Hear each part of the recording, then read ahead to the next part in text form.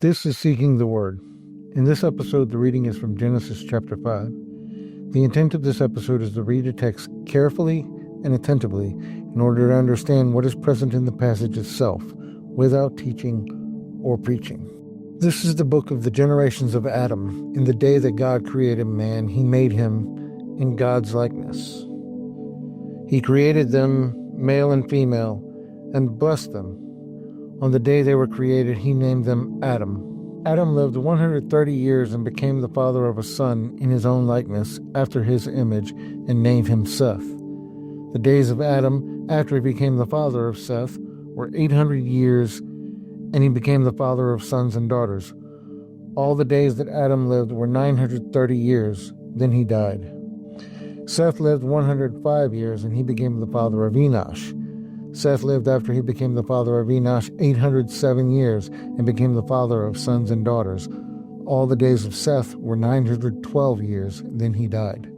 Enosh lived 90 years and became the father of Kenan. Enosh lived after he became the father of Enon 815 years and became the father of sons and daughters. All the days of Enosh were 905 years, then he died. Kenan lived 70 years, and he became the father of Mahalalel. Kenan lived after he became the father of Mahalalel 840 years and became the father of sons and daughters. All the days of Kenan were 910 years, then he died.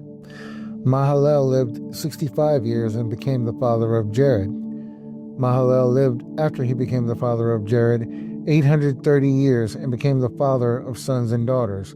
All the days of Mahalalel were 895 years, then he died. Jared lived 162 years and became the father of Enoch.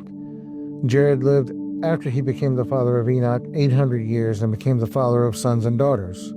All the days of Jared were 962 years, then he died. Enoch lived 75 years and became the father of Methuselah. Enoch walked with God after he became the father of Methuselah 300 years and became the father of sons and daughters. All the days of Enoch were 365 years. Enoch walked with God, and he was not, for God took him. Methuselah lived 187 years and became the father of Lamech. Methuselah lived after he became the father of Lamech 782 years and became the father of sons and daughters. All the days of Methuselah were 969 years, then he died. Lamech lived 182 years and became the father of a son.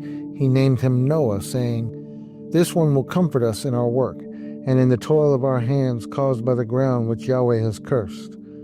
Lamech lived after he became the father of Noah 595 years and became the father of sons and daughters.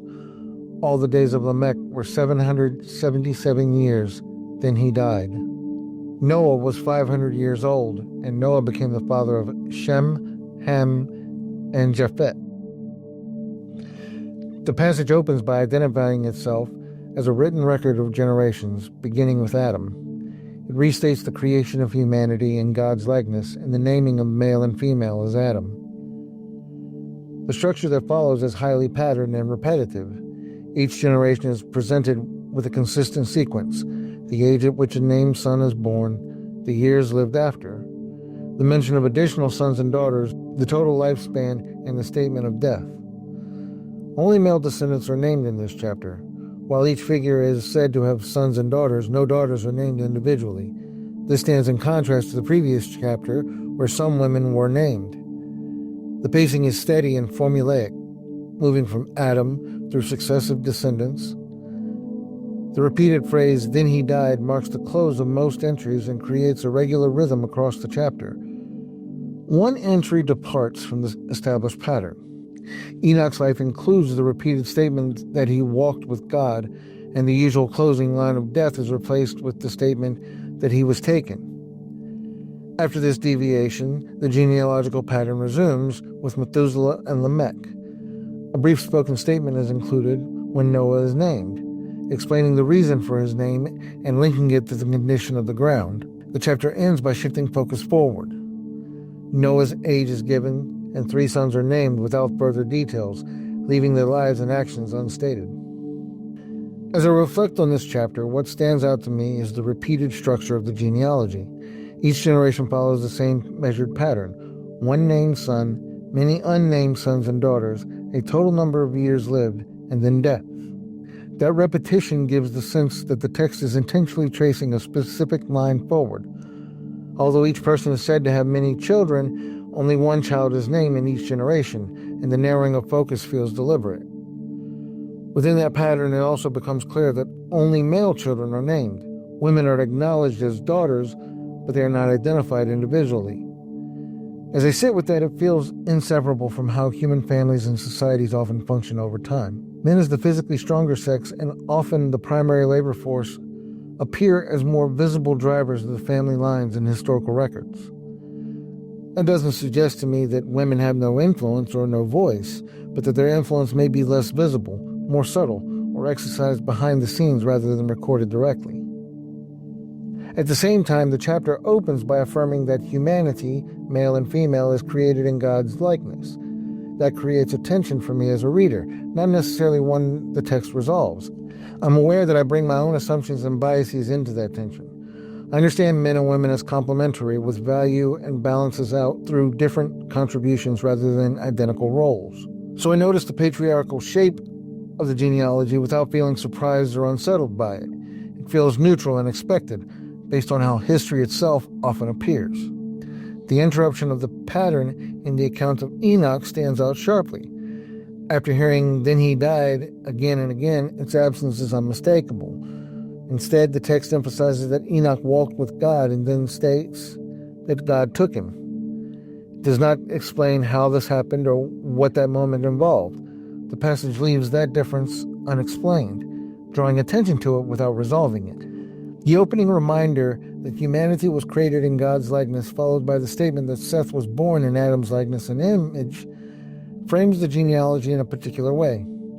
It gives the sense that what began directly with God is now being carried forward through human generations. The image introduced at creation does not disappear, it continues as life is passed down. Lamech's words when naming Noah briefly break the silence of the genealogy. In a chapter dominated by structure and repetition, his statement seems to introduce a note of hope. He names Noah with the exception that his son will bring relief from the hardship tied to the cursed ground. Within the passage itself, that expectation is stated without evaluation or outcome. It remains a voiced longing rather than a resolved promise. By the time the chapter ends with Noah and his 3 sons, the genealogy feels preparatory. The text does not explain what will happen next, but it clearly positions Noah at the end of a carefully traced line. Based only on what has been read so far, it feels as though this record is meant to establish who Noah is before anything about his role or actions is revealed. That completes this episode. The reading will continue next time, proceeding in the next passage in Genesis. No conclusions yet, just the text. This is Seeking the Word.